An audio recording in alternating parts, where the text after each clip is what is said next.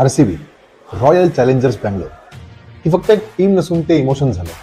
तसं फुटबॉलमध्ये real Madrid, Manchester United, तसंच RCB. 2008 साली विजय मल्ल्यांनी $111 मिलियन RCBची टीम विकत घेतली. त्याच वेळेस किंगफिशर एअरलाइन्स ही सुद्धा त्यांची संस्था असल्यामुळे प्रेक्षकांना नवीन नवीन सुविधा देणं, त्याचं ब्रँडिंग वाढवणं यात खूप मदत झाली.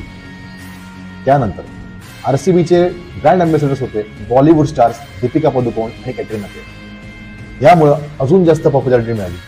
पण सगळ्यात जास्त फेमस करणारे लोक होते Virat Kohli, Chris Gayle, AB de Villiers. ह्या त्रिकुटानं RCBची फॅन फॉलोईंग खूप जास्त वाढवली.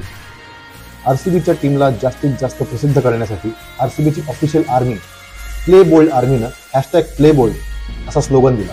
कतार एअरवेजनं RCB बरोबर 75 कोटींचा कॉन्ट्रॅक्ट केला, ज्यामुळं कतार एअरवेजची एक लाऊंज चिन्नास्वामी स्टेडियम बेंगलोर इथं आहे, ज्याच्यामध्ये 5 स्टार सुविधा प्रेक्षकांना मिळतात. नुकत्याच झालेल्या WPL म्हणजेच विमेन्स प्रीमियर लीगमध्ये RCBची एक टीम होती, त्याची कॅप्टन होती स्मृती मंदाना. 2008ला RCBचं स्लोगन होतं हम जीतेंगे. बघू आता 30 कप नाम दे होते का ते.